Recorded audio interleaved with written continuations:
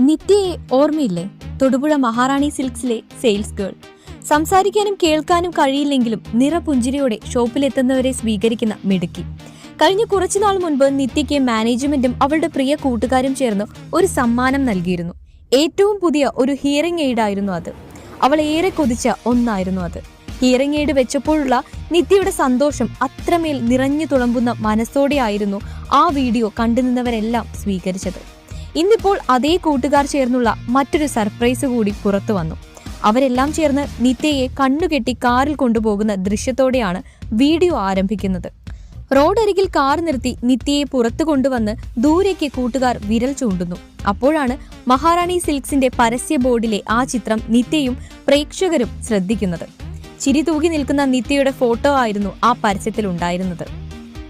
അങ്ങനെ ജോലി ചെയ്യുന്ന സ്ഥാപനത്തിന്റെ പരസ്യത്തിൽ തന്നെ മോഡലാക്കുക എന്ന